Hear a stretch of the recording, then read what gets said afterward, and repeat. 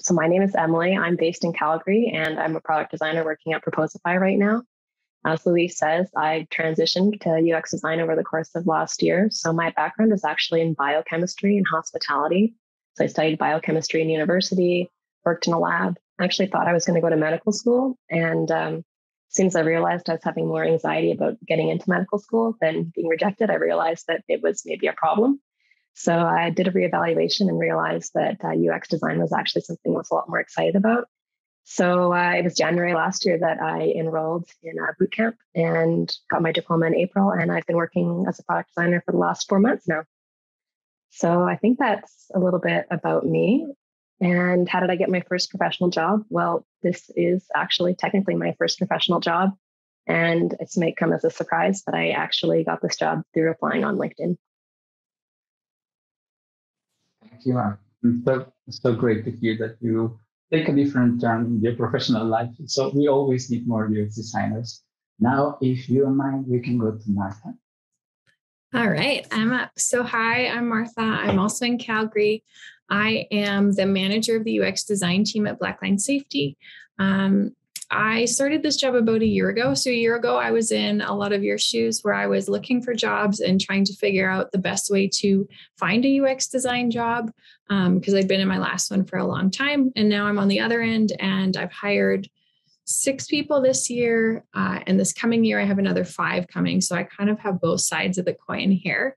My first professional job was actually at a cable company doing tech support. And I got it because I was hired as a temp working at the job fair to hire people for that role. So it was total coincidence. My first professional role in design, I got just through applying online. Online. Have a bit of the trend here. Okay, so Patrick, would you like to follow up? Yeah, sure. Hey, everyone. My name is Patrick, and I'm also here in Calgary. Originally from out east, so I grew up closer to Toronto. And I work at a company called Communo. I've done just about every job there is to do at Communo, including, the product management, product marketing, product design. And now that we've grown, I kind of fill more of a growth and partnerships role there. Although a lot of that is still product and design related. So you can never get away from design. Once you're a designer, you're always a designer, I feel. Our company, just for everybody's benefit, is it is a platform for freelancers and employers to engage each other in the job seeking and hiring process. So we've built an applicant tracking software, and it's connected to a community of just over 70,000 freelancers. A lot of them are just regular people looking for full-time jobs too. But it is a community of employers. I think we've worked with Martha's company before, actually, to help her recruit for some roles. And there's about, I want to say, close to 500 agencies that use the platform as well, just for freelance talent and full-time staff. And my first job was actually as a product designer, and it was for a gaming company back in Ontario. I got recruited out of school as an intern, but we made online casinos and, acquired user bases and sold them off, sort of thing. So it was Flash design. I might be dating myself by saying that. I don't know if anybody remembers what Flash was, but I spent a lot of hours logged animating frames in Flash at that company until I eventually just stopped coming to work. Oh. That's a hard one to top. Wow, that's great background. Hello, everyone. I'm Tim Young. I'm from New York, originally from Asheville, North Carolina. I am currently a consultant, talent director level global.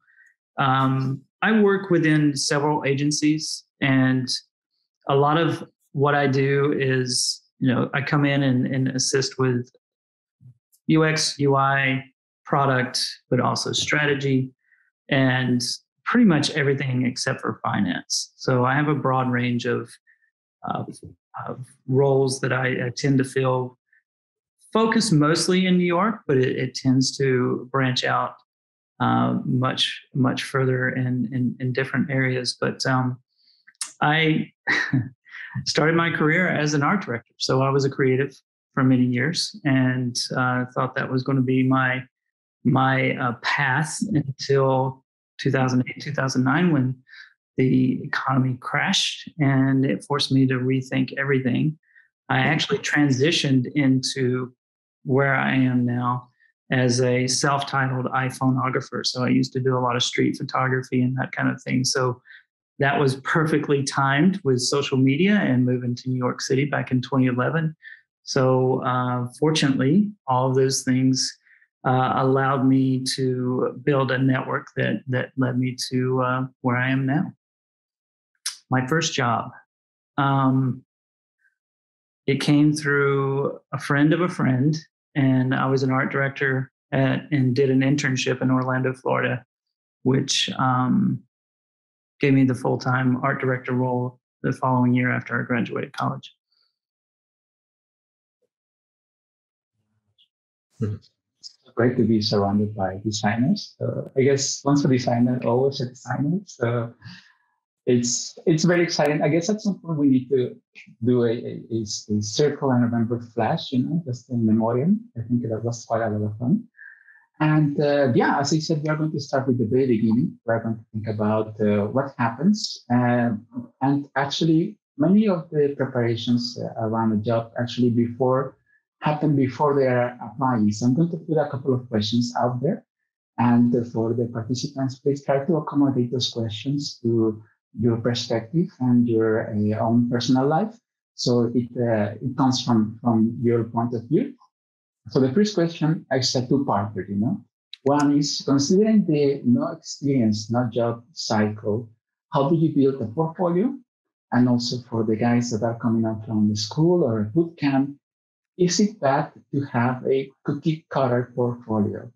I guess you can try to provide some perspective on that, and we can start with the team if you don't mind. So I'm sorry, Luis. What was the question again? Yes. Like if you don't have experience, but you're looking for a job, how do you build a portfolio?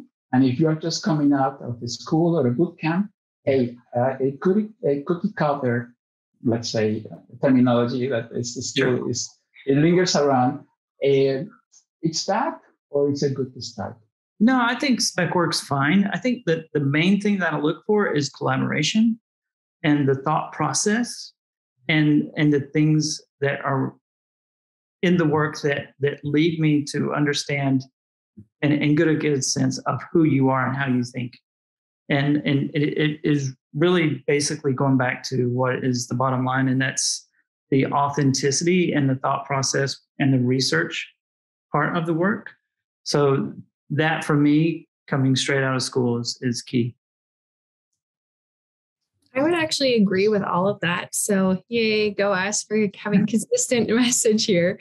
When I look at a portfolio, how typical it is doesn't really matter in terms of format. I look for, did people think about it? Did they plan this in an intelligent way? Did they think about the information architecture of their portfolio and how it's structured? Their audience, like if you treat your portfolio as a UX project, did I research and think about who's going to be looking at this and what are they looking for, and making sure I have those things? And in my case specifically, I look for what kind of projects people have done, who they've worked with, but really specifically, what was their part in it? What did they love? What were they proud of? Because when I'm looking to build up my team, I want people who enjoy the kind of work that I have to offer, right? And part of that is that culture fit. And so I love to see that come through in a portfolio. Patrick, what do you think? Yeah, I would echo all of that sentiment. It's design as an output is really hard to gauge. It's 2022. There's no real original designs left. I mean, we have the metaverse upon us, and maybe that opens up some new doors to original design work. But more or less, everything's been done before, and the internet is at everybody's fingertips. So the reality is that inspiration's everywhere. I would rarely look at an end piece of a portfolio and judge someone's design or skills upon that end piece of the portfolio. I mean, consider the chairs you're all sitting in right now. Some designer designed that chair so your butt didn't hit the ground when you sat down. They made decisions about how that chair should be shaped, how much weight it can hold. And that comes through ultimately for you in the end. And I think if you think of your projects as, a process of accomplishing something, like having goals, and not just a process of creating something as an aesthetic, and you can create sound rationale around why you've made decisions to achieve those goals, that's the most important thing. Design is a process, it's not an outcome. And I think we often lose sight of that because it's such a beautiful outcome when we are done with it. But it is certainly a process that we do. What do you think? It's really interesting to hear all the other perspectives because I feel like I'm coming at it from a totally different angle. Like less than a year ago, I didn't even have a portfolio. So I'm in the seat where I'm like, how do I actually build a portfolio? And my strategy was to find a lot of inspiration and a lot of portfolios that were really good. What did I like about them? Why were they so good? Also, the other hand, looking at portfolios that weren't so good, why weren't they so good? And then making sure that mine was closer to the better ones and putting my best foot forward. I really focused on storytelling and making it as interesting and engaging as possible while trying to be concise. And I think that really helped me get my portfolio to a place where I was pretty happy with it. In terms of like coming out of a boot camp, having a cookie cutter portfolio, I mean, they're all going to kind of be like more or less the same, like what Patrick was saying, like we need to have the same content. I did try to make mine stand out, like just by injecting my personality and adding a few different elements that would make it stand out in a sense. But I wouldn't get too hung up on that. I think just focus on like doing the best job that you can and putting your best foot forward and illustrating that you understand the process. Well, I'm learning a lot from all of you. I think so far, I love how all the conversations complement each other. Now, if you don't mind, we can go to the opposite side. Now, when we're thinking about the job description, what does it make a good job description, either as somebody that is writing that description or reading the description? And also, as somebody that is reading the description, how do I know if this is a good role for me? If you don't mind, we can think about maybe starting with Martha.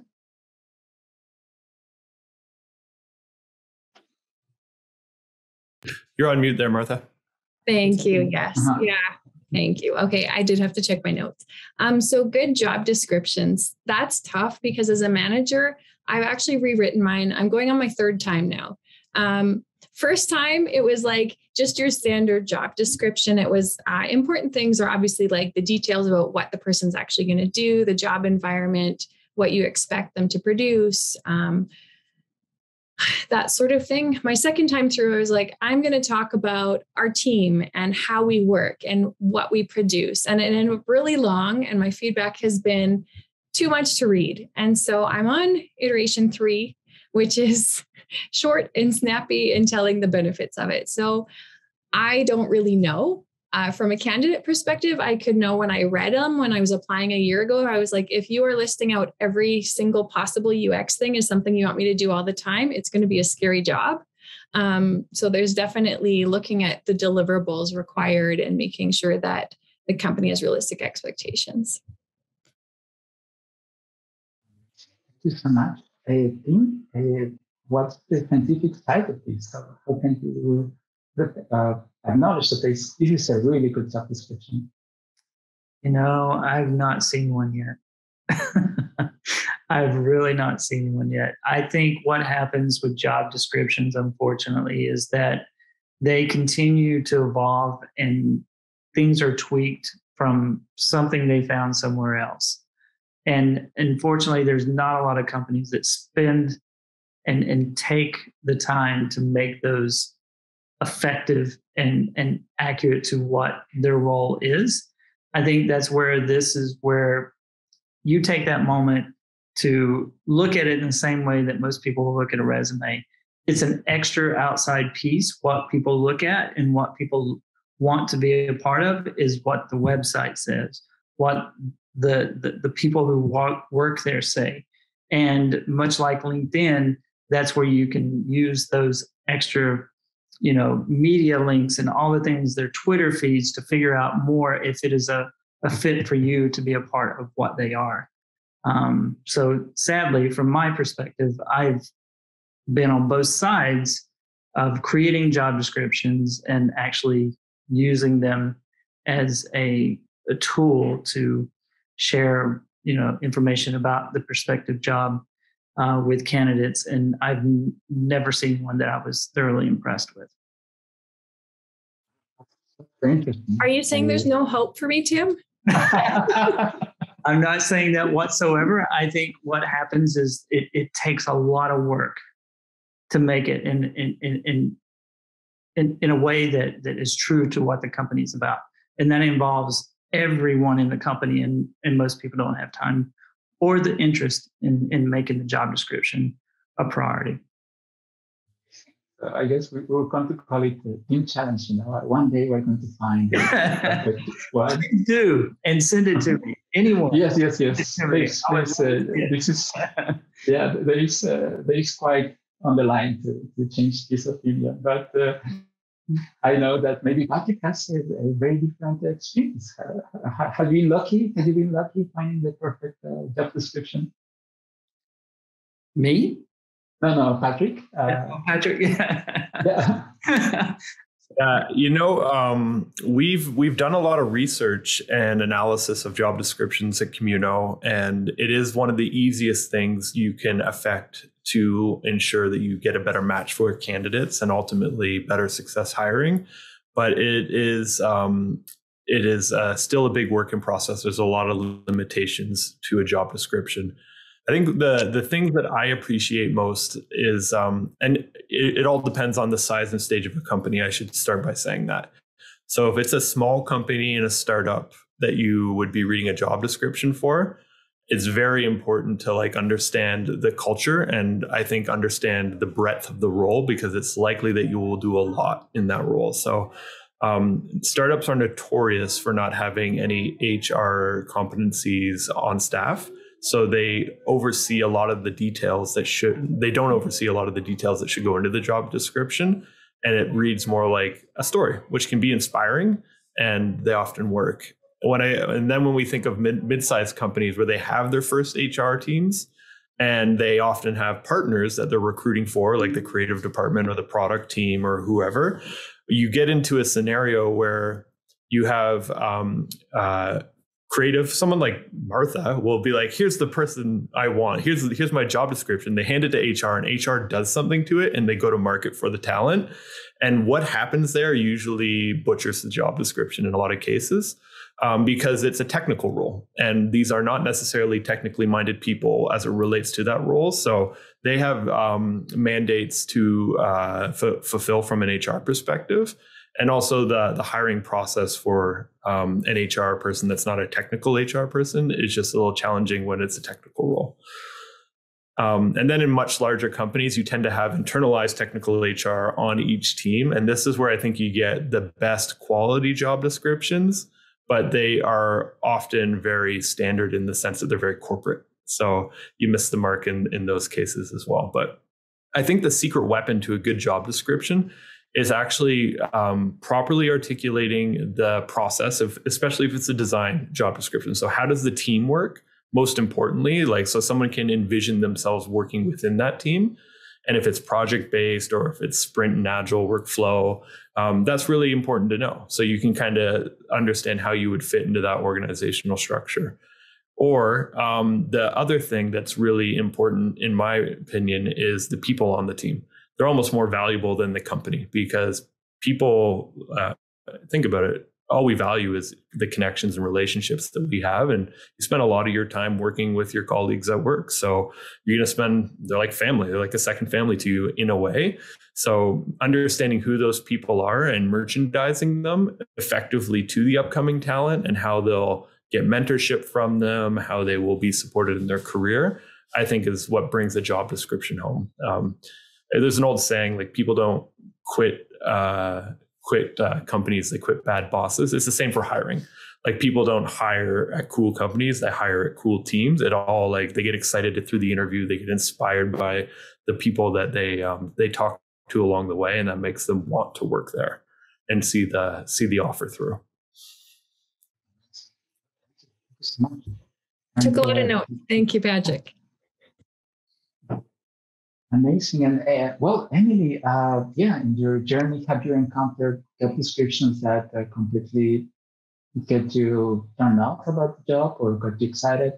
Is there any common denominator that you have encountered that there was such a good way to get invited young talent over here?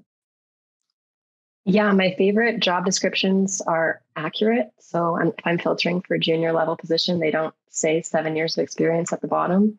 And also transparent. I love when they have a lot of information, especially if you put the salary. That's like so great. It's so helpful.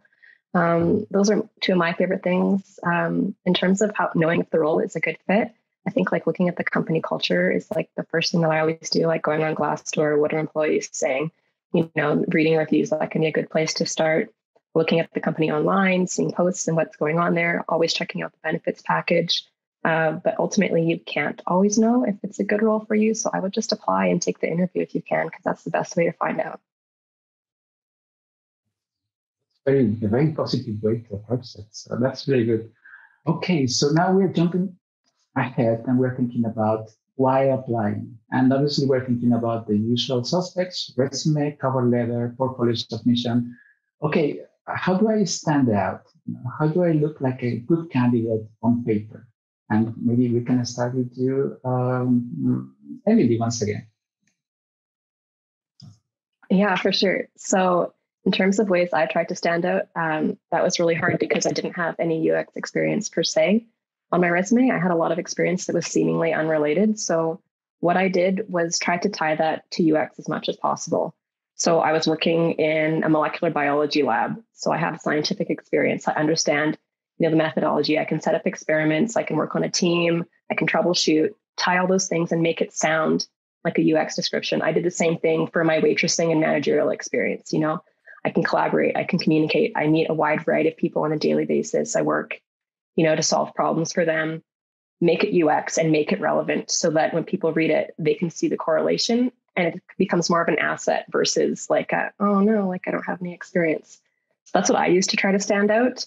And then using the cover letter again as like another opportunity to draw those connections, because if you just see waitress on my resume, you don't make the connection to UX designer. So I use my cover letter every single time to really detail out like, this is why it's relevant. This is why it's an asset. And this is why I'm going to add value to your team because of this past skill set. What do I need to have on my portfolio and what are red flags? Those are good questions. I guess just on my portfolio, I would make sure that I have like at least one case study with the entire process, that I'm able to go into an interview and give a presentation on and explain like that I actually know what I'm talking about and that I'm capable to do this like at your company.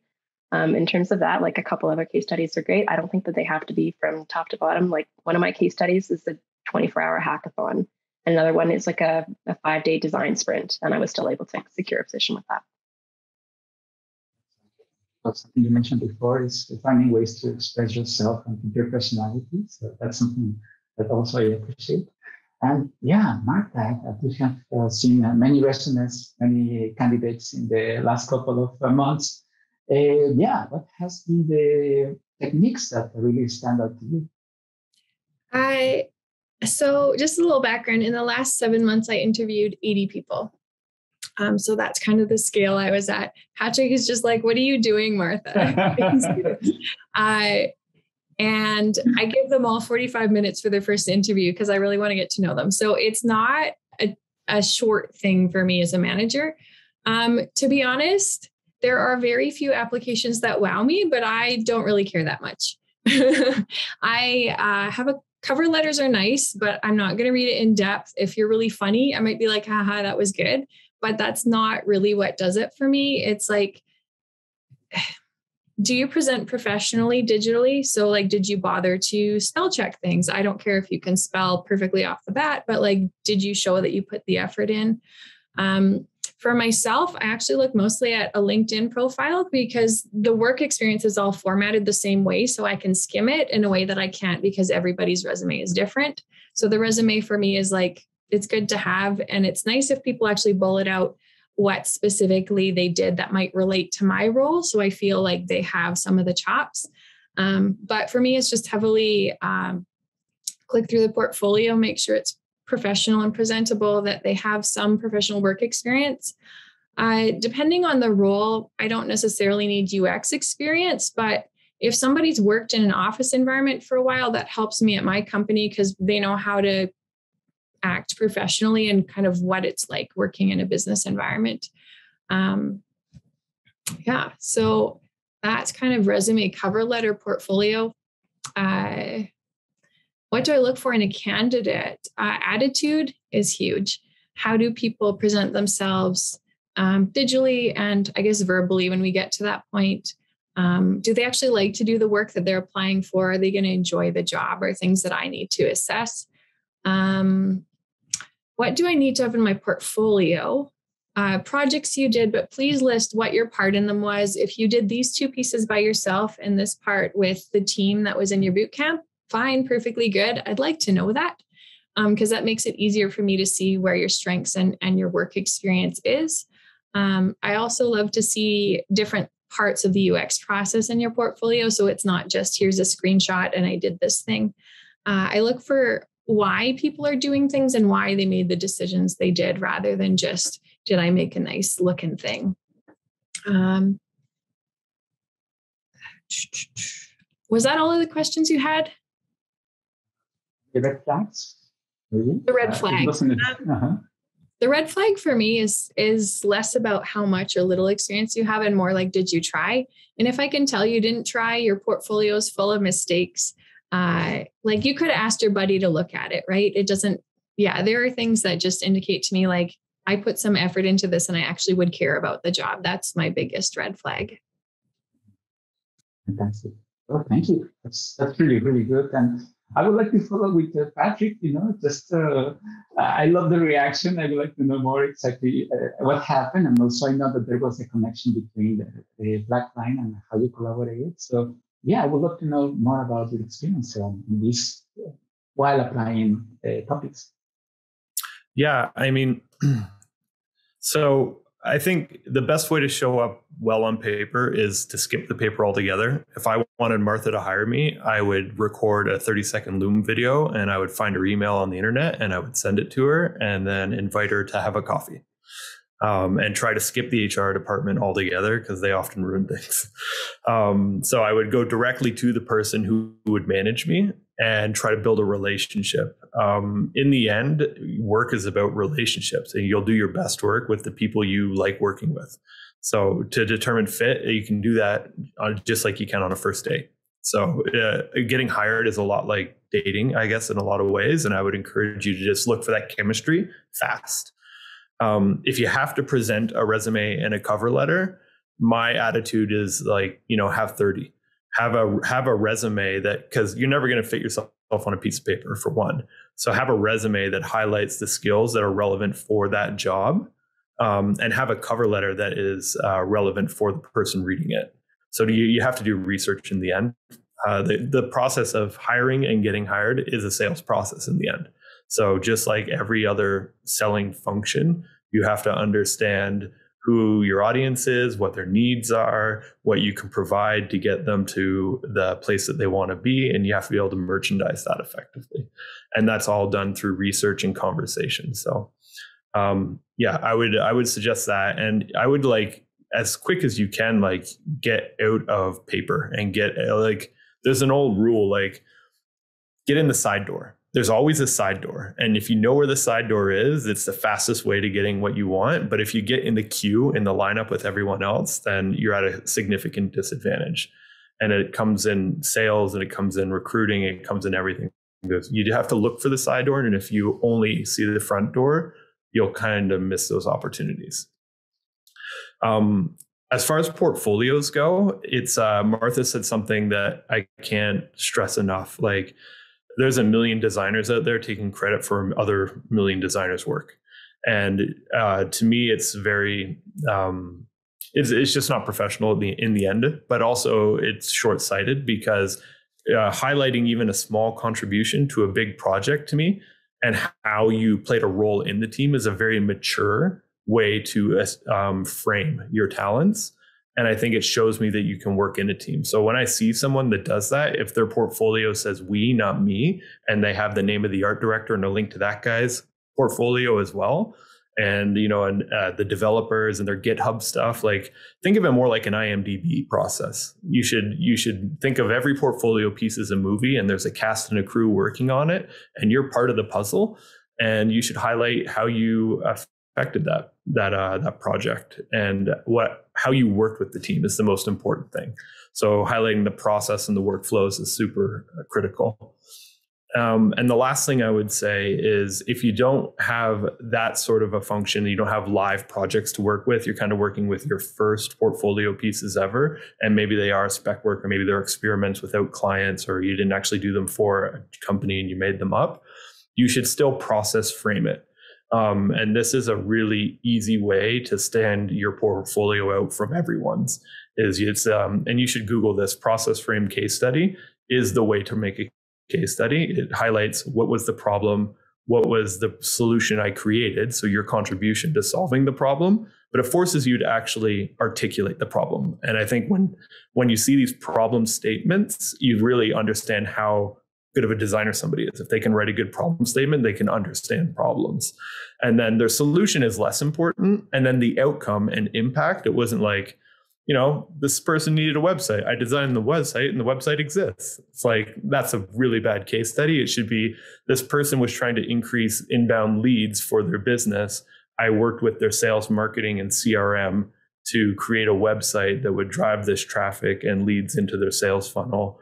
And the result of this was a 30% lift in growth in their business. That is something a designer can actually say if they think about and they do the due diligence in the projects, understand the impact of their work, and not that it's just, making a pretty website. Websites are functional in the end, and they're business tools. So getting critical about what the goals are of them and how they can, with anything, products, websites, anything you make has a function. Love so many points you put here, and I guess at some point I have been a dream number 3 in the MMDB of somebody else's portfolio. Then, okay, we have side doors, we have papers, we have portfolios, we have resumes, cover letters. Where are you standing on these, let's say, different or alternative ways to get through door? Yeah, I think for me as a recruiter, the thing that I look for is the one moment that gets you noticed is the simplicity and understanding that your resume and your LinkedIn have to line up. And your resume is an opportunity just to list the basics. It shouldn't be more than a page. It should be straightforward, because LinkedIn allows you the ability to put all the media, all the links, all the things that are more relevant and where you can describe your involvement in a project. I don't necessarily look for traditional paths either. I'm always open to wonderful opportunities that lead to connecting candidates with roles that they don't expect. So it's a bit of a coaching moment in some of these opportunities, which, like what Emily said, I mean, she come from a completely opposite background of where you expect her to be now. That success in those moments is what I am drawn to most. So I don't feel that there's anything in your past, as she mentioned. If you can connect those dots to where you want to be and where your passions are, that is what will be interesting to a hiring manager. So I think that's the key in the initial piece is not only getting your LinkedIn, your resume aligned, but also sharing where your path is and what you want to do and why. Part of what I say to most candidates is, when you're developing your resume and your LinkedIn profile, is think about it from a recruiter's perspective. Most are just sourcing and going through LinkedIn's at a rapid pace. And at that pace, it's usually equivalent to you driving down the highway and seeing a billboard, and you have to read what's on that billboard in 8 seconds. That's about what a recruiter will give you. So think about that in the moment of connecting the dots, writing your headline in a way that people are going to be interested in wanting to review your LinkedIn further. And As I mentioned earlier, I look for a non-traditional path in a candidate.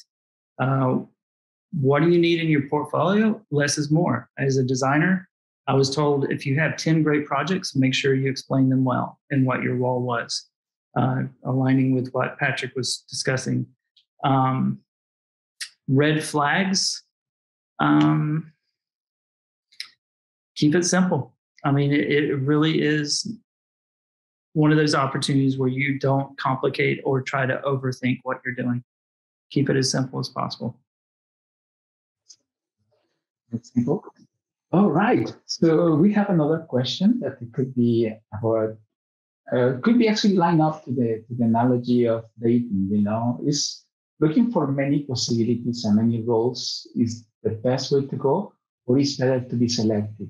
Is this a game of numbers? Maybe we can start with Tim once again. Yeah, I think you're selective. I think what happens with a lot of recruiters, it's like working in a beauty salon. Everyone knows everyone.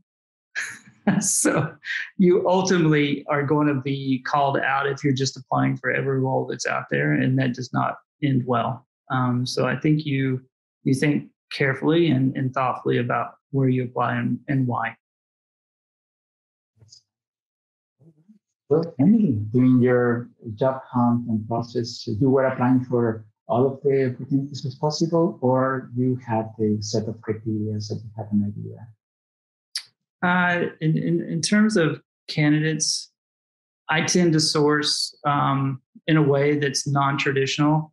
I think for me, I tend to present maybe 3 great people at the end of every week for a company that I'm working with, because they would be 3 people they'd want to hire for different reasons. A lot of staffing firms will present up to 20 people a week. And for me, I don't feel like I'm being respectful to the hiring manager in that moment, because who has time to review 20 candidates? So there's a different way of working with recruiters. But for me, that tends to work better, and you build more trust that way. Yeah, well, thank you, Tim. Emily, what do you think? You were applying for several jobs, or was, let's say, you were more selective when you started doing your job hunt? I tried both roles for sure. Like initially, I wanted to be very selective. I knew the companies I wanted to work for. I reached out to the people at the companies. I did what you're supposed to and didn't get a lot of traction. And I think that could work if you kept at it. But I really wanted to get started. So I started applying for jobs. I was still selective. I knew I wanted a remote position. I knew that I wanted to be doing UX design or product design. I didn't want to be a UX researcher. I knew that there were specific things that were important to me. And then it was kind of like a numbers game, like applying to as many roles that fit that criteria. But on the other hand, I had an experience where I was posting on LinkedIn and one of my posts got a lot of attention. And it was in like one day, 4 or 5 recruiters reached out to me, not even recruiters, but some like UX hiring managers that wanted to interview me and get me in at their company. So I can see that being intentional is going to work a lot faster, potentially, than playing this game where you're just applying to as many companies as possible. If I have to say, if you can follow Emily on LinkedIn, and she's great at posting amazing and funny, informative posts. It's just really, really good. Well, Martha, Thank you. Well, yeah, no, on the contrary, it's always great to see you on the feed. Martha, what do you think? Is numbers or selection? I think it's a combination. I actually ran the numbers after my last job hunt. I had some experience, but it wasn't all maybe applicable to all of the roles I applied for. And I had 30 jobs that I applied for to get my current job. I would say part of it is like read the job description carefully, think about what kind of environment that probably is and what kind of work that probably is. And is that something that you're going to love? And if that is, then invest the time to apply fully and invest yourself in it rather than just playing the numbers game, because anybody looking at application that was sent out to 200 companies is going to realize that. And so I think that it's worth investing a little bit of time up front to just make sure that the opportunities you're applying for are ones you'd actually like. Well, Patrick, for you, it's well, obviously freelancing is a bit different, but do you still think it is really good to be selective or be intentional on this? Yeah, I mean, again, it's about relationships, right? And could you imagine yourself going on 15 dates in a week and trying to find the love of your life? Probably not. Like, you'd have to have really high standards in the end. And I think you know what, there's not one perfect job for one perfect person. I don't believe that. I think a lot of people can do a lot of jobs, and they have to figure out what they want. A good exercise I've done in the past, and I've encouraged other people to do, is like open an Excel spreadsheet or a Google spreadsheet and just write down one column, like the things I do. And then in the next two columns, write, I like doing these things and I am good at these things. And then try to figure out what you like doing and what you're good at. And that's your sweet spot. And then go and look for the job descriptions that prioritize those things, so that, you know, you're going to spend the majority of your time enjoying your work. If you enjoy your work, you'll do better work. People enjoy working with you. You'll have a happier life in the end. And I think it's really just about, you know, I get it. Sometimes you got to pay bills. Sometimes you got to make rent and stuff like that. There is a portion to working that is not warm and fuzzy. It's transactional. But the other part, like, I think it's also important to recognize that you have to think about your happiness and longevity in a role, and you're not going to get another job after it if you get fired from the one that you take because of a transactional need. So it's a balance in the end. And I encourage people to just consider that balance and start thinking about what they're going to love. And it is about compatibility. You're going to be compatible with teams. You're going to be compatible with companies. You're going to be compatible with different things and projects you work on, and being self-aware of your compatibility and your needs, I think, is the number one priority to determine what you should apply for. And if you're just not picky, then apply for everything. But, you know, I would expect that you're going to get a lot of very superficial relationships and responses back from the market, and you ultimately won't find the love of your life as it relates to a job. So it's all about connections. That's really, really good advice. All right, I have one question that could be a bit tricky, and you can tell me what is your take on this? You know, sometimes name, age, gender, race could have some impact, especially on the tech world. What do you normally do to actually be acknowledging those biases and also actively work against them or be more fair? We can start with you, Patrick. So you have quite a lot of experience in that. Are you talking about diversity? Like, how do you factor in diversity into hiring? Exactly. Yeah. I love this question. And I think, you know, diversity is such a hot topic, but I think it's often misconstrued. People think of diversity as like the endpoint might be the color of your skin, but it's actually the diversity of thought that matters. And that diversity of thought comes from your different backgrounds and your different experiences and your different cultures, ultimately. So I would highlight that diversity if you have it. Unfortunately, I'm not a very diverse person. I can't highlight this in my job searches. But if I was diverse, I would highlight why that is an advantage, and not just try to, you know, be a checkbox in an HR exercise. Because I think a lot of companies want to check boxes in terms of diversity and being inclusive and demonstrating that to their shareholders and things like that. But it can be a real advantage as it relates to what you think and how you behave and how you make decisions, especially as a designer, or how you communicate or how you collaborate. And you can tie that back to culture and values in the end. And that's really what diversity represents, is culture and values. That's absolutely lovely. I really like how you frame that as not only the physical appearances, but also what do you have in your mind and your heart. That's beautiful. Tim, I know you have also a very different perspective, or maybe you have a way to access to accessibility or inclusiveness in a different way? Yeah, I think the wonderful thing that's happened with COVID is it allows us the ability to be less limited in how we see diversity. In my opinion, it's always been about hiring the right candidate and less so challenged due to skin color. Unfortunately, education in this country has not allowed many people to be considered for roles that we are now trying to seek to fill these days. But what has happened globally is you're allowed to hire human, and that puts us in a position to ultimately end the diversity conversation because we're hiring people on the planet Earth, and that allows us to kind of make things happen, so to speak.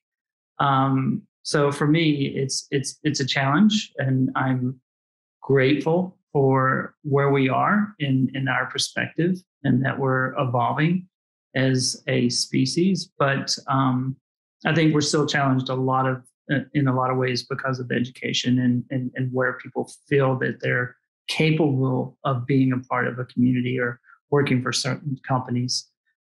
So, we still have our work to do. But I think there's so many more possibilities, fortunately, unfortunately, because of COVID to put us in a better position there. Amazing. And I can testify that you work hard to find the perfect match. I just love the way that you try to go to the extra layers of finding the person to the opportunity. That's really beautiful. Martha, what has been your perspective? And now that you have the possibility to work, and acknowledge those biases, what you have seen and what you have done. Yeah, really good question. I tend to view my team more in terms of skill sets and gaps, or I try to. So that removes some of the bias. Because if I'm like, okay, my team is really good at this thing and we need this thing filled, then that helps me look towards who can accomplish this rather than maybe whatever biases I might have. I've been thankful that I am a part of a company that values that diversity, equity, and inclusion is working towards it as well. So I think that helps me as well. It's a tricky question to ask because everybody has a bias of some sort, whether we're aware of it or not. And as long as we're doing the best we can to negate the ones we're aware of and ask questions about what are my biases, if I don't know them, then I think we're moving in the right direction. Yeah. Excellent. Thank you for acknowledging the potential internal biases that we have to work with. That's really, really powerful. And Emily, have you experienced some of that? Do you have a particular take on this topic? No, I haven't done any hiring, and I have the privilege of being a white woman in Canada with a Canadian name. So I'm going to opt out of this question. I don't think I have anything new to add to the conversation. At some point, you're going to have the opportunity and the capabilities to maybe offer once again a different take. But thank you for sharing that. All right. Well, now we get into the interview, and this is where the nitty-gritty stuff, So I guess, how do I prepare for a job interview? How do I become that candidate that everybody wants to get? And also, as an interviewer, do I need to prepare? Do I need to get something ready before this potential new teammate comes? And I might start with Patrick, but how do you feel to start? Yeah, I would encourage you to have a lot of empathy in the interview process for the person interviewing you. In most cases, and listen to Martha, like how many interviews has she done in the last year? It's exhausting, and it takes a lot of time to get there. But most importantly, Martha also has a job. So she's doing all of this in addition. She's building a team while she's doing a job, and it is overwhelming in terms of just taxing on her schedule. So I would encourage you to bring levity, make it fun for the person interviewing you. Designers are wacky people in the end. Like, you have some fun with it, be who you are. You can try to answer all the questions, the way they want them to be answered. But if you can flip the script a bit, ask them a few questions. I think interviews are about going two ways. Like, the success of your offer ultimately will come down to how excited they are and how excited you are. If they're just interviewing and interrogating you and you're not giving them anything back, they're probably like, why doesn't this person care about my company to ask questions? Like, they should be asking more questions. And I would keep it 1-to-1. They ask a question, you ask a question. They ask a question, you ask a question. And come prepared with some questions, but don't ask silly questions. Like, you should know the basics. Like, you should know these people, you should know their careers, you should know the company, you should know their values, you should know the team that you're coming into if you get to the interview stage. And it should be more about quality. Like, you're looking for quality as you ask these questions. Like, am I going to add value? How am I going to add value? Am I going to enjoy working with these people? And ask things that you can't read online, and try to get a feel for the person who's going to manage you ultimately, and look for that relationship. And you'll know that, like, you would never show up to a first date and just interrogate somebody. Like, part of this is chemistry building. So have a personality and relax a little. Have a drink. Like, if you drink first, I would, take the edge off and chill out and encourage the other person. Like, they can have a drink too. That might get a laugh, it might get a chuckle. Ultimately, it's pretty stressful for everyone. It's uncomfortable for everyone, just like a first date. And I think the more that you make it less like that, the more successful you'll be. Somebody once told me, it's not about what you do, it's how you make people feel. And they will not remember anything you said in this interview. The only thing they will remember is how they felt at the end of the interview. So think of it as like a deposit on time to make them feel something. And you have X amount of minutes to do that. Amazing. Well, thanks a lot. And thinking about it, Martha, you had 80 job interviews and you have to empathize with 80 potential candidates. How do you manage to prepare for them? And also, how do you see that maybe this person is prepared or not so much? Preparation. That's one of the interesting things. So before I'll even interview someone, I do spend probably a little more time than the average hiring manager, just reviewing their work, their portfolio, their LinkedIn, probably 15, 20 minutes, which I hear is higher than the average, because I'm hoping to find things that I want or could potentially see working for my team then. But before the interview, I've got maybe 10 minutes after my last meeting. And so I made myself a system, and I checked through somebody's LinkedIn really quickly to refer like the work experience, flag any questions I have that have come out of that, flip through the portfolio and think of like a project or a question from there. Thankfully, I have kind of a set structure for my interview. So a lot of the questions are the same things that I'll ask all of the other people. Talk about you and your education and what you do and what you like to do. Talk about me and my team and how that works and what you'd be expected to do, and then review a project. So that's my personal thing. So as long as I have that much prep, I feel like I'm ready, because really, I don't want to overanalyze a candidate before they come in. And the interview is our chance to, like Patrick said, check if that chemistry and see who you're like and what you love to do. And that's kind of the goal of that interview.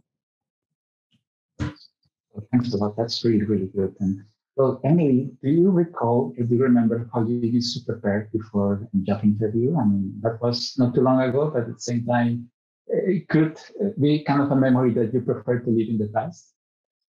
Oh, I'm getting sweaty just like thinking about interviews.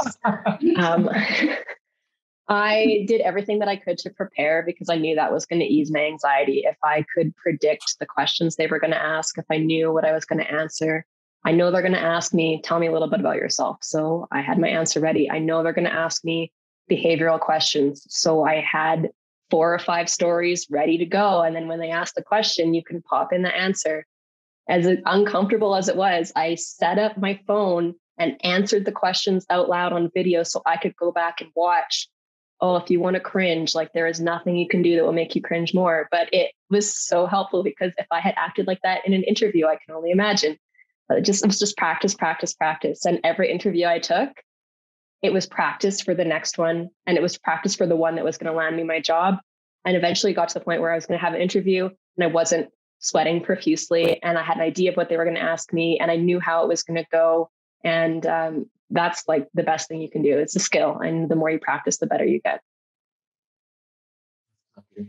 And yeah, I appreciate the clarity and sincerity of the answer. I cannot see myself on video. I don't know how I'm recording this conversation, but I just know that if I had to edit this answer, I will edit it out, just I don't want to hear my voice. So thank you very much for being so brave.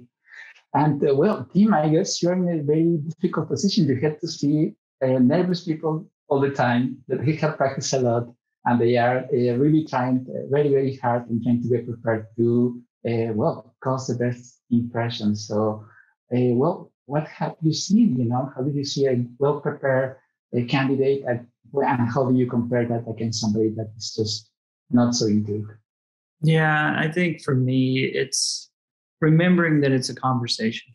It's that random moment where you connect with someone that you don't know. And when you ask questions, you want somebody to have researched the things you want to hear. And you want to make sure they're not only responded with passion and authenticity, but that you have a working knowledge of the role that you're applying for.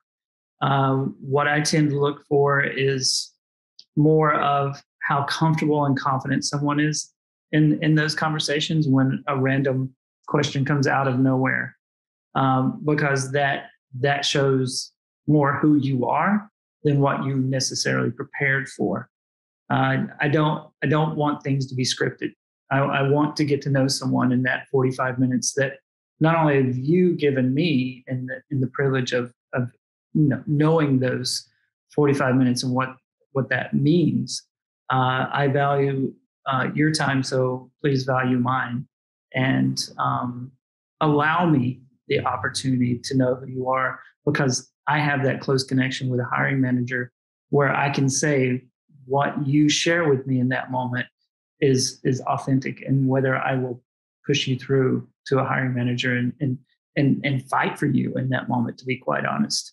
And in a lot of cases where you may not come from a traditional path, and I hear things in our conversation that lead me to believe this is a right fit, these are the reasons why, I have to actually work and put up my reputation to sell you in that moment. And I think that's your opportunity to say, this is who I am, this is what I'm about, this is what I know the job is. Ask the questions of the things you're not clear on, but all in all, just be yourself and be authentic and express your enthusiasm and joy for the work that you do.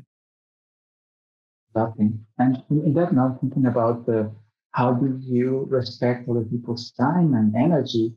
We're going to start thinking about the process of interviewing. When we have, let's say, so many options, we have individual interviews, tests, design projects, group interviews, whiteboard challenges. Okay, what have you seen that works, and how many of those interviews do you recommend? Or if I can structure it in a much better way, how do you recommend to strategize towards a good hiring process? And this is once again a question for you. Yeah, I think for me, after my initial screen, 4 more interviews is max. That in this type of role would probably require some kind of workshop or collaboration with the team, so they get a good sense of you. But anything more than that is traditionally a bit much, but I think it's not unheard of. But I think in most cases, 4 rounds is about what you should expect after the initial screen. That's really a really good and clear number. Martha, would you mind talking a bit about your process, or what have you seen that works well for you? Sure.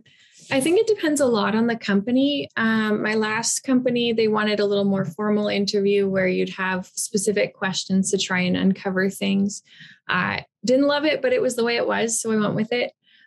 This company, thankfully, is a lot more conversational in terms of how we interview, which I love. My specific interview process, there's like a screen, whether it's a phone screen or just reviewing resume and portfolio. I try to do 2 interviews, once in a while 3, if the candidate has other things that we kind of wanted to clarify about them or their work or what they love. And then after that, it's either a yes or a no on our end, and we see if it's a yes or a no on their end. Because I don't know, I like to see it as a little less formal and a little more like the others have said. It's a conversation and a checking of skills and aptitudes and personality, and just trying to find that fit, just like with dating. And so personally, I try not to do 3-4 interviews because that's a lot of time for a candidate who might not get the job as well.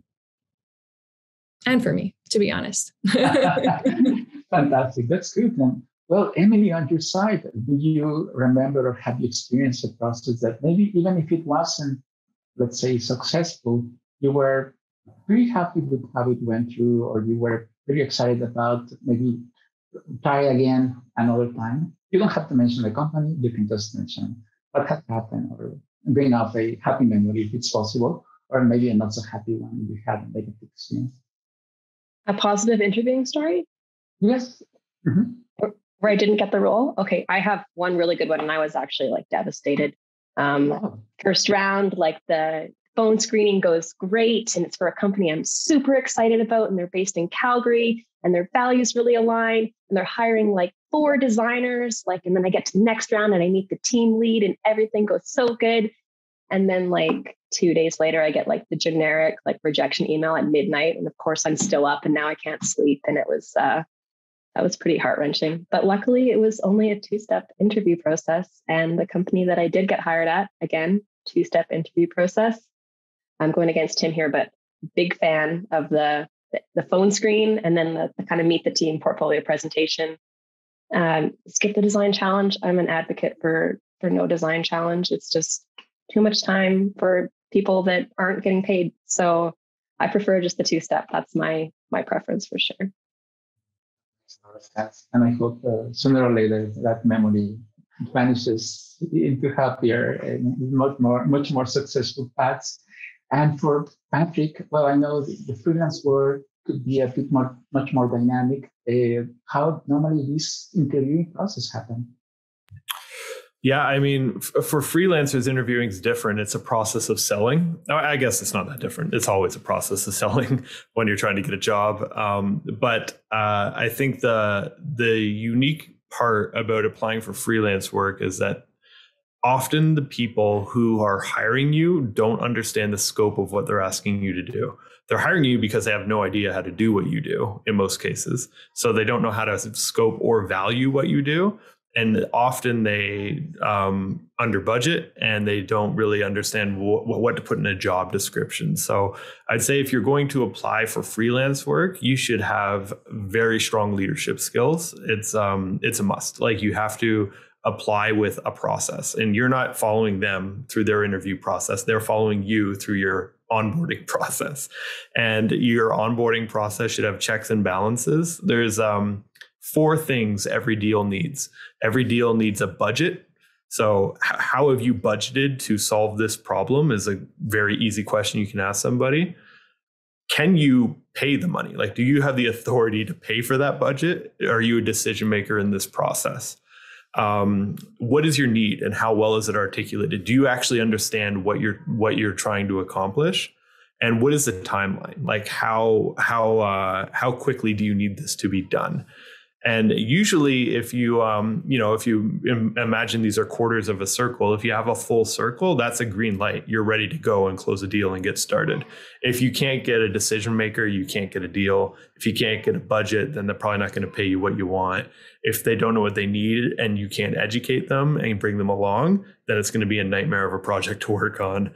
And if they don't have a timeline, there's just no urgency. So they're shopping around. That's the way I would think of it. And you can do this also if you apply for a full-time role. If you're not being represented by a recruiter, a good recruiter would probably do all of this. I'd imagine Tim does all of this with his clients as he starts talking about roles. But if you're not being represented by a recruiter, you should show up to that first interview. And the first thing I would ask is, what is the process of hiring? Like, how many interviews are you going through? Who are the people involved? Like, show leadership and demand kind of intelligence, because that does a lot to show that you're taking it seriously. And then once you understand the process, the next thing I would go for is a timeline. How long does this process take? And then you can get in the driver's seat to drive the process. You can follow up with people respectively along that timeline, remind them about the next step, because often HR departments are overwhelmed, hiring managers are overwhelmed. Your resume just might fall to the bottom and they forget about you. But if you keep on them and you understand their process, you can drive it for them, and they'll love it. They will love it. They'll be so grateful that you're making their job easy, and they'll be like, this is a person that's going to make this working at this company better. And before they even look at your skills or anything else. So yeah, the budget thing is good. You never want to get to a last interview and have not talked about your salary. You should have very clear expectations set. And if those expectations aren't in alignment, that doesn't mean there's not a fit. It means somebody has to compromise, and compromise and negotiation is the art of getting hired. So take a lot of fun and energy and be resourceful as you think about what you can compromise on and what the company can compromise on. There's lots of value. Time is money, money is money, benefits are money. There's a lot of ways to size a prize, not just on a salary. And I think, back to the freelancing, you can be very aggressive. There's a million problems out there for UX designers to solve, and a lot of people that don't even really understand what UX is. So if you get really good at understanding how to educate clients about their needs, a good framework I've seen people use is like problem, solution, outcome.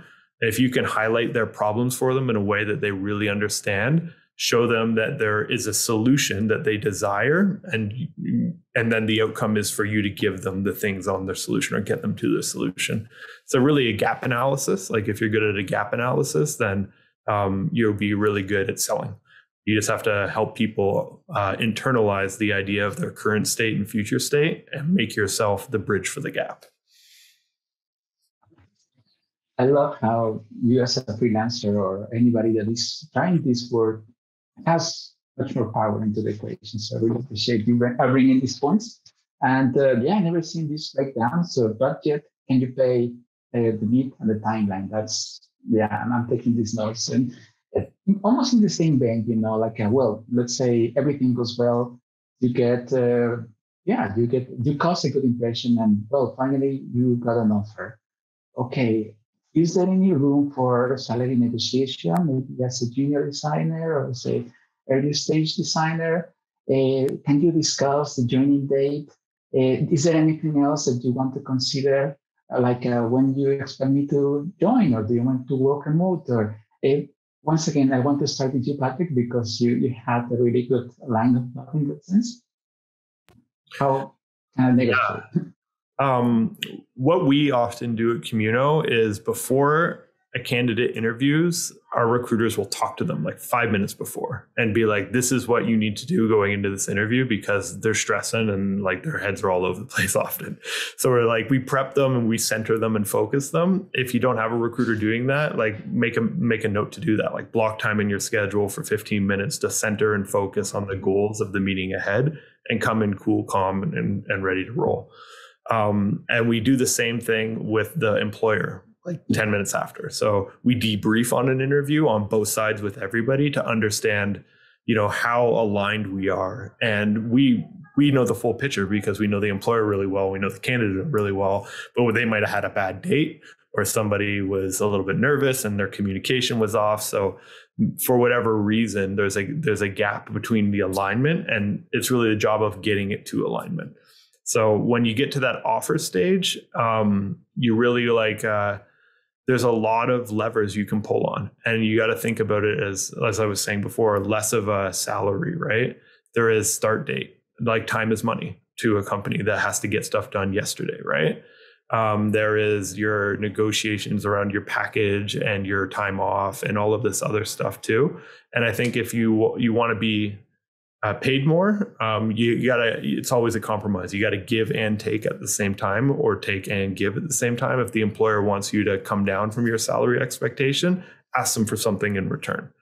And you'll find out just how flexible and how much compromise the employer will have ultimately, and you'll get to where you want to be faster. I don't like when it's a one-sided thing. Like sometimes employers will dig in their heels and they won't compromise on anything. And sometimes talent will dig in their heels and they won't compromise on anything. And it's just unreasonable at the end of the day. Like people are being unreasonable and they don't want to move forward for whatever reason, even though it's a good fit. So I would say don't let the deal kill the work opportunity. Like make concessions if you have to, but just do it within reason and don't sacrifice your integrity in the process. If you have some things that are hard and fast, don't let go of them without asking for something else in return. And it all comes down to respect at the end of the day. You'll see exactly how much an employer respects their employees based on how they go and navigate the offer stage. And you'll see exactly how much a candidate respects a company and their culture and their peers by how they navigate that process as well. So it's two ways. That's a really good way to summarize this. Tim, how have you seen negotiation happening on your side? And that's an interesting question. I think for me, I'm always fully transparent in the initial conversation. I won't even get 5 minutes into an interview or a screen without setting that expectation in terms of understanding what their needs are in a salary expectation, whether it's freelance or full-time. So I kind of nip that in the bud right away because, again, it's respect of time and value of where this conversation can go. And having a good understanding of where someone sees themselves in a role. I have had moments where that has been clear from day one. There's an offer, and then all of a sudden there's a counter. For me, coming from a hiring manager's perspective, that initially does not settle well. And it already puts you somewhat at a disadvantage because you knew coming into the full process, you've interviewed, you've had the offer, that this was the expectation and the band we were working within. So to come back, that is seen more as a counter, and you were just using this opportunity to either get more money out of your current company, or you're looking to see how much more you can get because now you have the offer. So I would, in my best judgment, not go down that route. I don't recommend it. I think you insist on clarity from day one before you even go through the process. I like how being transparent and staying up the situation so you don't have problems ahead is a great strategy. And in that sense, Martha, have you experienced or gone through a process of negotiation in your personal or seeing somebody else's situation? So when I was applying for a job, thankfully this last time I worked with a recruiter for the first time and it was lovely. So I really like working with recruiters because I don't like putting myself out there and trying to ask for a bunch of stuff because I'm just not like that. And so having the recruiter as my champion was really helpful to me in understanding how to apply, what to ask for, et cetera. From a hiring manager perspective, a lot of companies have arranged that they can hire someone within for a specific role. Some companies don't, especially if they're smaller or looser, but a lot of managers are like, this is my budget. So I'd like to know up front what your expectations are. A lot of companies don't necessarily want us to give away what the salary range could be because they're worried that people might just always ask for the top. But I want to know your expectations just because I want to know if what you need for your life fits within what I can offer. Because if you're asking for $30,000 more than I have approved, I either have to love you and go to bat for you, which is a big thing, or it's just not going to work. So I really do look for candidates who are looking within a salary range that I can comfortably offer, because I don't want to be the bad guy and have to be like, sorry, don't have that much money for you. I'd rather be the manager that's like, oh, really? I can offer you a little more, right? Because that fits within. So when I consider salary, part of it is too, like, I know what my other team members are making. And so I also have to keep that in mind, because I do want to make it equitable for people, that people doing roughly the same role are getting paid roughly the same thing. So there are some restrictions on hiring managers and in terms of like how much leeway we have there. I really like that point that Patrick made about like sometimes they could maybe negotiate more vacation or something if you can't necessarily raise the salary. Yeah. I have had people try to negotiate. Sometimes it goes well because they have really valid reasons. Like, I was making more at my old company and I need this for my lifestyle, and that's fair. And if you do it respectfully, that's okay. But I've also had a couple of situations where that actually soured me on the candidate because the way they approached it was very entitled or demanding, which might indicate problems later with the way the employee is going to work in your environment. So it's something to be cautious about. I would agree with Tim that you're probably better off to just set your real expectations up front and stick to them if you can. Yeah, I really appreciate it. And I get to hear some of the ranges because that really makes everything easy. And Emily, I know that maybe as a junior designer, you might not feel that you have experience on negotiation, but how do you approach your role, or how do you felt satisfied with the opportunity that was offered to you? Yeah, I think there's always room for negotiation, but you want to, just like Martha was saying, be respectful and do your research. Make sure you're not asking for something that's totally outside of the realm of what's reasonable. You can look on PayScale, you can look on Glassdoor for what salary ranges are, and then stick with that. I would say, especially as a junior designer, you don't want to push too far. I decided not to negotiate for my first offer because I felt that it was very fair, and there unfortunately wasn't a lot of data for junior UX designers in Calgary. So hopefully that will change in the next couple of years. But I felt like that was really good. And in terms of the start date, they actually asked me to start August 31st, and I already had a vacation planned. So I started September 20th, and that was no problem, just to ask and be transparent about it. That's excellent. I guess that's I guess on one side, it's really good to see that you have done your homework and you were prepared to understand a number. On the other side, I think it really gives us an opportunity as Calgary UX to start asking those questions. Hey, junior UXers in Calgary, how are you doing when it comes about money? Because sometimes I've seen some ranges that are not exactly, you cannot live in Calgary with those numbers. But hopefully, you are here to increase the sense of value and purpose that we can share to the city. Okay, we are getting closer to the last question. And the last question is not exactly that we are going to get into a bad note, but sometimes it happens, right? Like, bad news, you were not selected. How do you normally respond to a rejection? And if you have been on the other side and you have to communicate the bad news, what was the best way to put them forward? So I'm going to start with you, Emily. I'm sure that maybe we have a couple of stories that we can share. Yeah, if I think back to that one instance where I got all the way to the end and then got that generic email back, I was really crushed and I wanted to just, close my laptop for the week and just stay in bed and eat ice cream. But I decided that I could use this more as an opportunity, because you never know in the future, right? Because I still am really excited about this company. And now I have this relationship with two of the head designers there.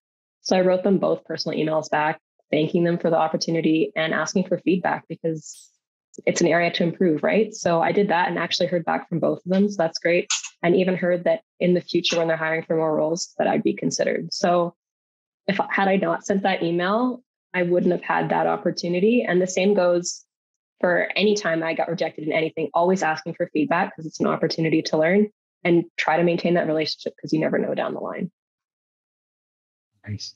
Well, feedback and ice cream. I guess those Those are really good answers. Favorite ice cream? No, I agree. She nailed it on the head. I think the ultimate thing is that you in life do all things with grace, but in those tough moments, even more so, because as Patrick and everyone here has said, this is about relationships.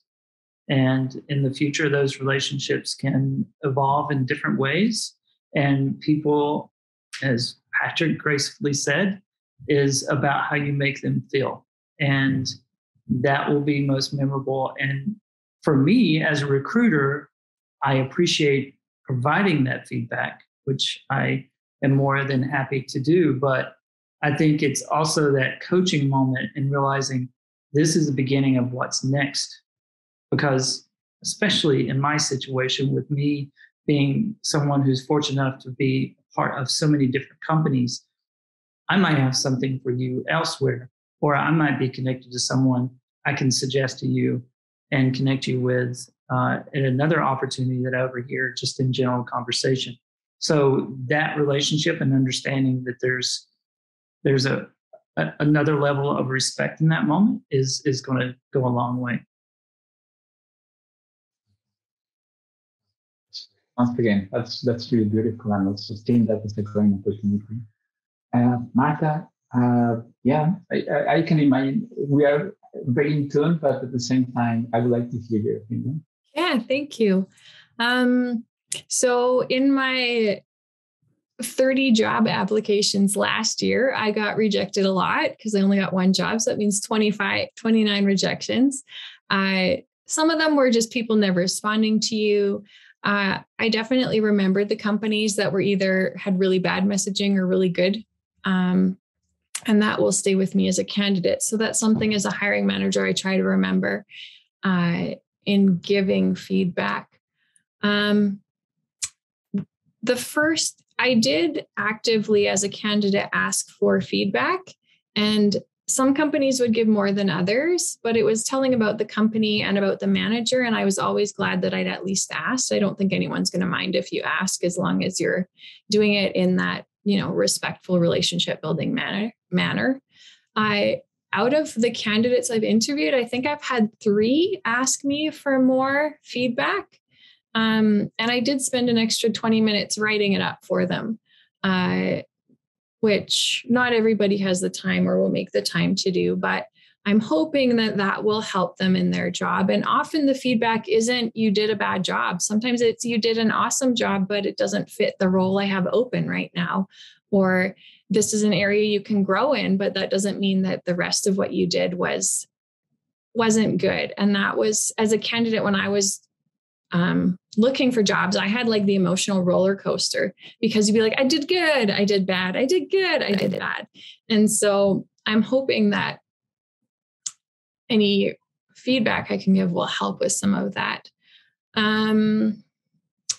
Another thing that candidates might not know related to like rejection could be company or culture fit too. Like you might be the best candidate in terms of skills, but if you're not going to like the way we work, if you work really structured and we work really loose, then like it's probably better that you didn't get the job. So just because you didn't get it doesn't mean that you need to feel like you suck. It just means there might be another company that's going to be a happier place for you all the time. There are a couple of people that interviewed so well. I was like, hey, you know what? I want to keep in touch with you, because when I have a role that fits that, I would like to ask you and call you back and see if you want to interview for it. So there are companies that will do that as well.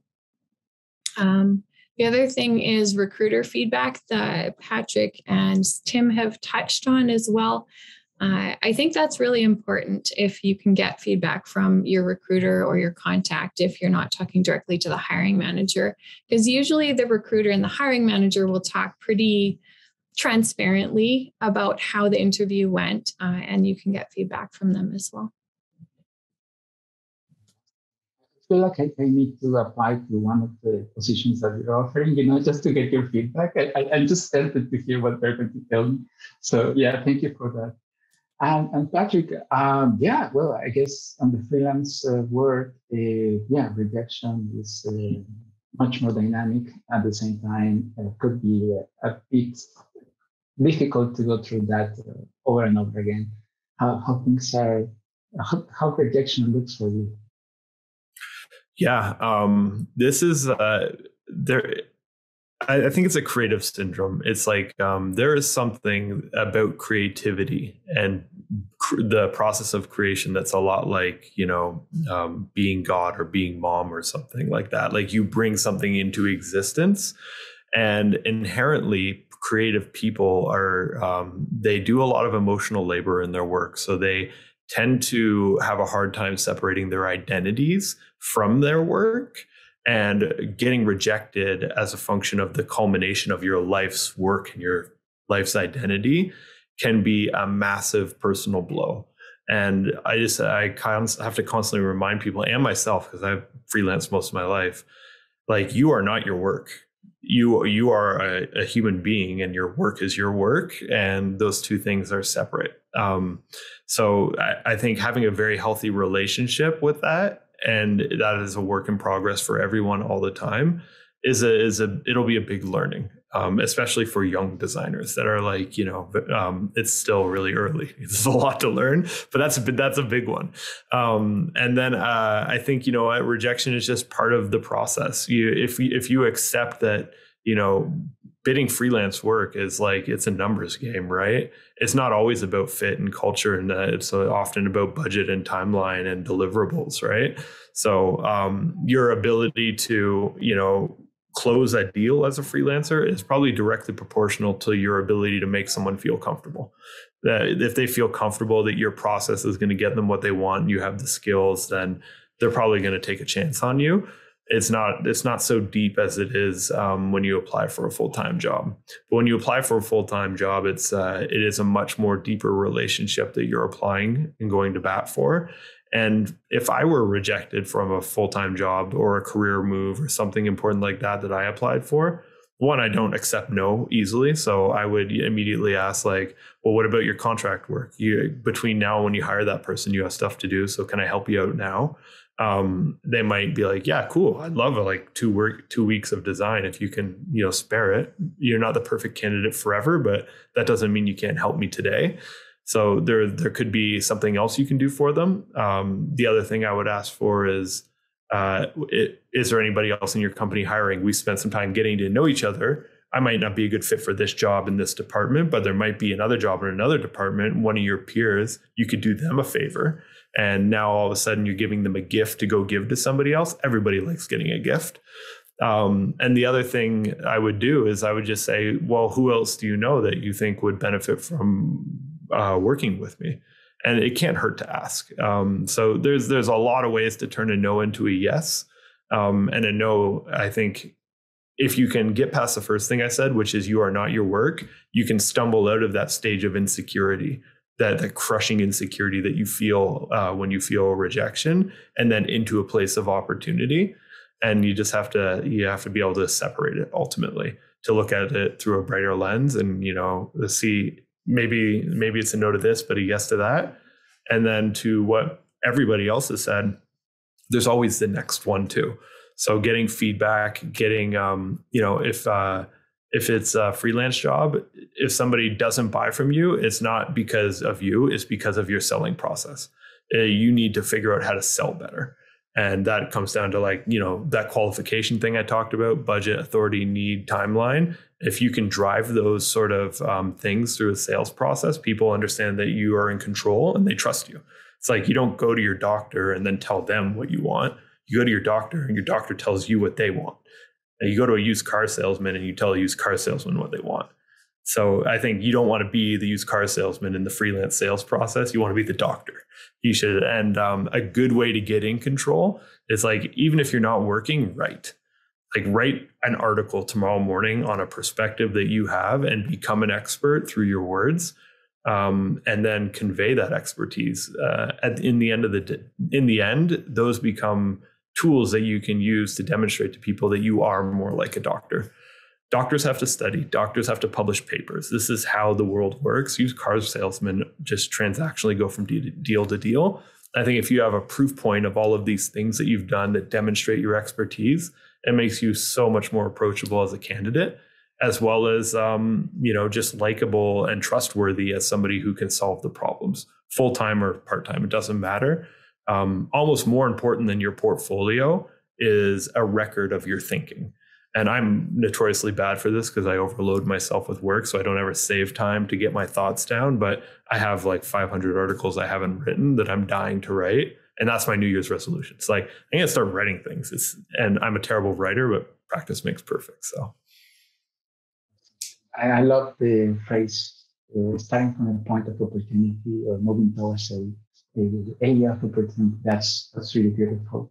And talking about opportunities, we're running out of the questions, but this is kind of like the time when I would like to bring some of the questions from the chat. So I guess my first question to the audience and the participants is, how are we doing? Do you mind if we spend another 10 more minutes, so we go to some of those questions very quickly?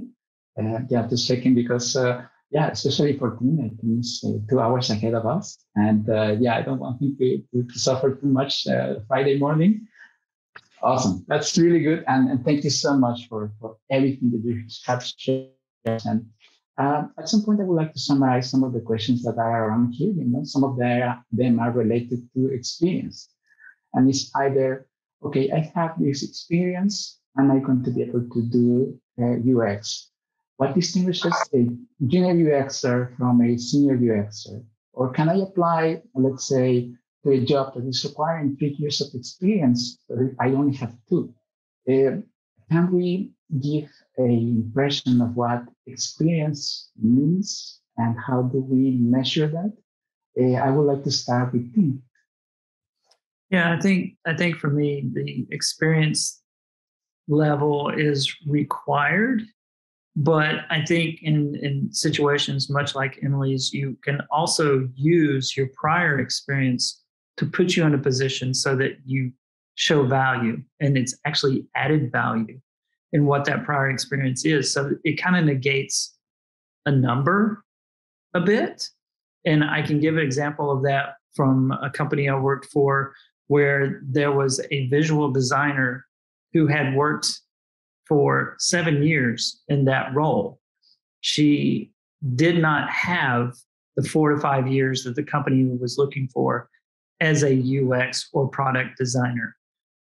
But she had went and completed her studies in UX at Carnegie Mellon, which is one of the top schools here in the States. That, along with her way of thinking about her work, was enough to get her the role. So there are situations where that can work in your favor, but you really have to think about how you take that prior experience and push it into what the role is and how you want to be seen in that moment. Emily, how do you feel about sharing your experience of how you perceive experience now that you have seen it in, let's say, your own personal life? Yeah, Tim's spot on. The role that I did end up getting a position at was asking for 3+ years of experience. Again, on paper, I had 0, right? So using my past experience as a researcher proved to be actually the deciding factor as to why they wanted to hire me. So case in point, that definitely can work to your advantage. Martha or Patrick, do you feel like there is any different take on this? Yeah, I would add that experience, to Tim's point, like you have to have you have to check some boxes. And if you can't check the boxes, let's get creative about checking the boxes, to Emily's point. But I think all employers list experience because they want to have trust that you can get them to the outcomes. You can circumnavigate this whole process by showing people you can deliver the outcomes. So if you can, back to a process frame case study, show measurable impact or output of the work you've done and maybe experience that's parallel, I think it'll go a long way. Experience is very general, right? And sometimes it's a little more specific, but it's such an integrated cross-functional world, the world of creativity.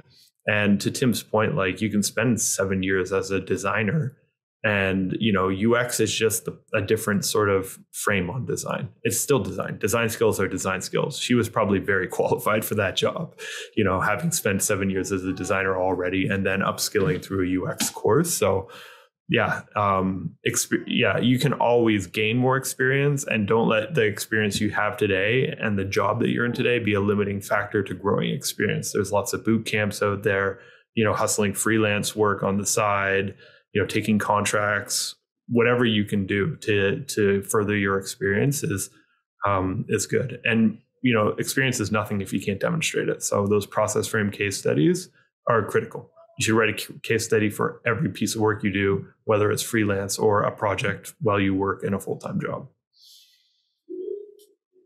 Cool. Martha, anything you would like to add?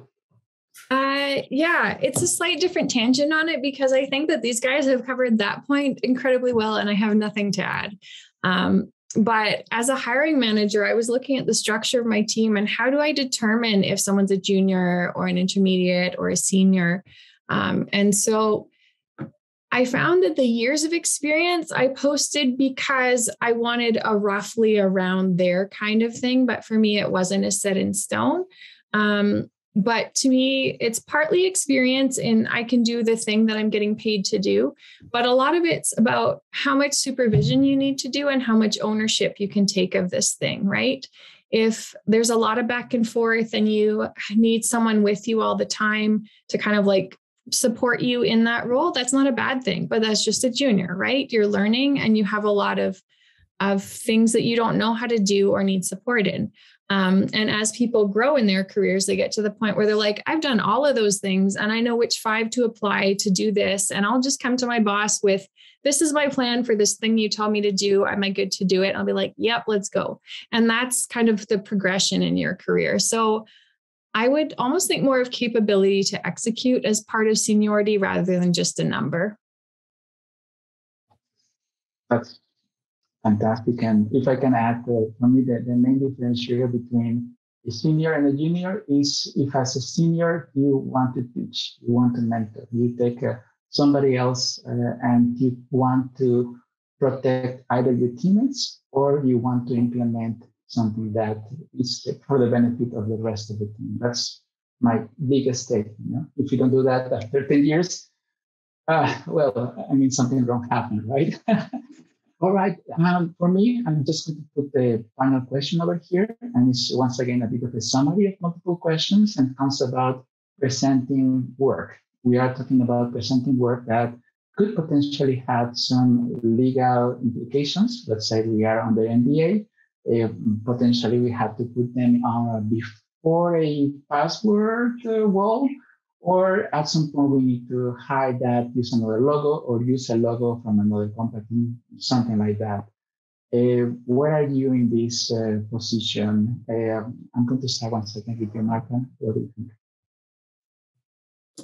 That's a really hairy question, and that's why people keep asking it. It depends a lot on your employer. So I would start by asking what that means to them. If the NDA meant like you can't show work until this is a public thing, or maybe you never can, and to respect that because that's part of your professional integrity. If maybe password protection would work, or maybe if you never post it online, but you only show it during an interview when you screen share. So there are ways around that, but definitely respecting your agreements and your employer's wishes on that is really critical. If you do spec work, you might be able to just remove all the confidential stuff and just have really generic wireframes or whatever and talk about, I built an e-commerce solution that has nothing to do with the employer. And some people are able to do that too. But again, it's definitely like talk to the company and see where their comfort level is within that.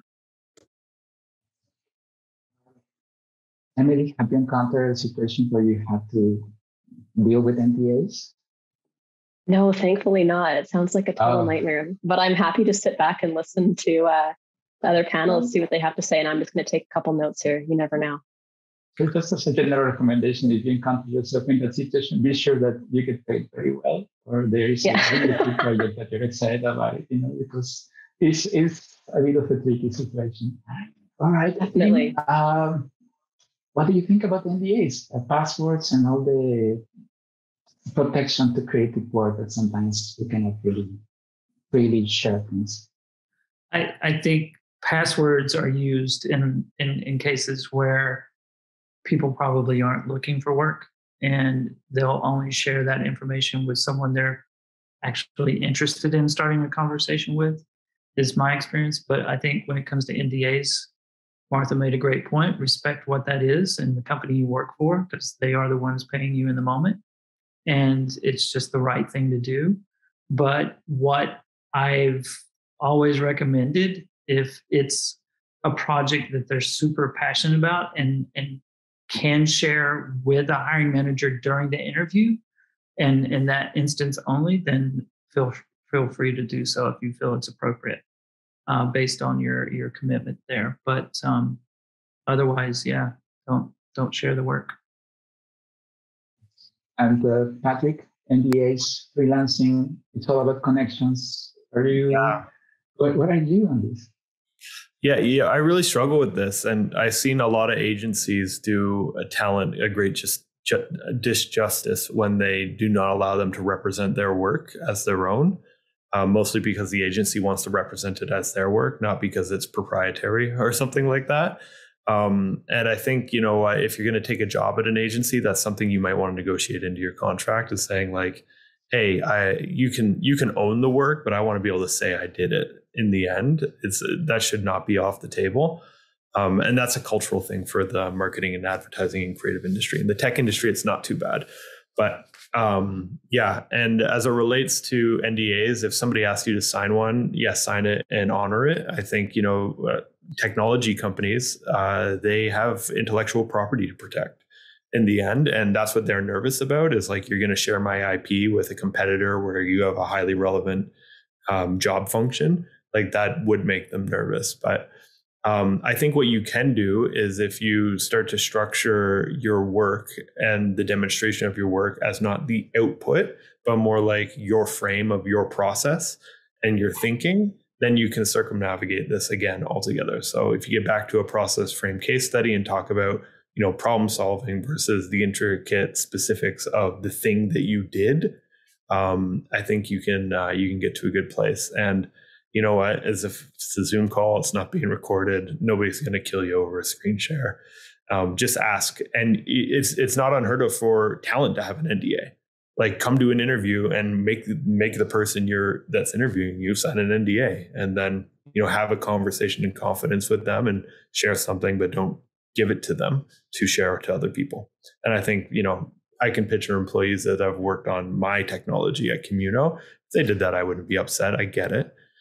As long as they're not broadcasting it and my competitors at Fiverr and Upwork can't poach some of our stuff, I'd be cool with that. Well, that's absolutely excellent advice for everybody out there. Honor your commitments.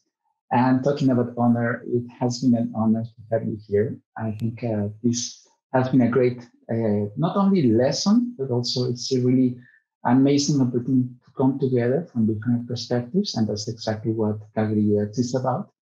And I think my final question could be an easy one to solve is, for our participants, how would you like to, or would you like to be reached by the audience? And if you like to, what would be the best way to be reached? LinkedIn. Okay. At some point I will be actually on the description of the event I shared Teams meeting. Martha, what would be the best way to keep in touch with you? Yep, definitely LinkedIn. I'm happy to connect. If you have short questions, no problem. If it's super long, we'll see. Okay, keep it short, guys. And Emily, I think if you don't follow Emily on LinkedIn, you're not really getting this conversation. But okay, what would be the best way to start a conversation with you? Can you imagine if I said email only and don't use my LinkedIn? That would be. Anyways. That's yeah. No, definitely LinkedIn. I'll throw my LinkedIn in the chat for you guys if you have any questions we didn't cover, especially from the perspective of landing your first job in a UX design position, definitely reach out to me. I'm always happy to answer questions. Amazing. And Patrick, I know for you, we have a bit more flexibility. What would be the best way to keep in touch with you? Yeah, just find me on LinkedIn, or if you find your way into the Camino app, you can just shoot me a chat on there as well. And generally speaking, I'm really bad at getting back to messages. I have hundreds of them unanswered, but if you're persistent, I'll find a way to talk to you. And I can be pretty generous with my time if you break through. That's really great. And well, thank you everybody for the generosity of putting all your knowledge and time in this conversation.